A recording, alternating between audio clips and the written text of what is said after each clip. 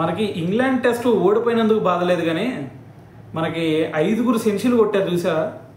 5 సెంచరీలు కొట్టినా సరే ఓడిపోయాం అనే ఒక బాధ మాత్రం ప్రతి ఒక్కరిని కదిలిస్తూ ఉంది. ఎందుకంటే మనకి ఏదైతే సిరీస్ ముందు మనం ఏదైతే మనకి బలం అని నమ్ముకున్నామో అదే మన కొంప ముంచింది.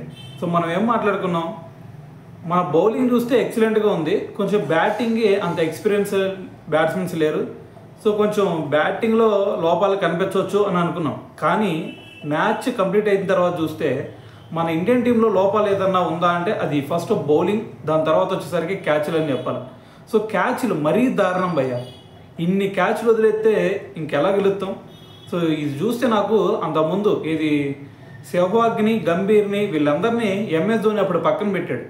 MS ధోని మూవీలో కూడా చూపించారు కదా, ఎందుకు వీళ్ళని పక్కన పెడుతున్నాను అంటే దానికి MS ధోని చెప్పాడు, వీళ్ళు అఫ్కోర్స్ వీళ్ళు టాప్ బ్యాట్స్మెన్సే, కానీ వీళ్ళు చేసే ఫీల్డింగ్ ఏదైతే ఉందో ఆ ఫీల్డింగ్ వల్ల మేము మ్యాచ్లో ఓడిపోతున్నాం అని చెప్పాడు.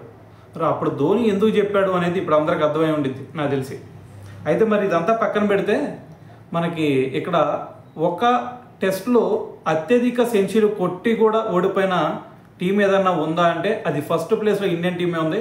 దాని తర్వాత సెకండ్ ప్లేస్లో చూసుకుంటే ఆస్ట్రేలియా. అంతకుముందు వీళ్ళు 4 సెంచరీలు కొట్టి ఒకే టెస్ట్లో వాళ్ళు కూడా అంతకుముందు ఓడిపోవడం జరిగింది. సో మరి ఏదేమైనా సరే మరి ఈ ఓటమి గురించి మరి మెయిన్ రీజన్స్ ఇంకేమైనా ఉన్నాయా?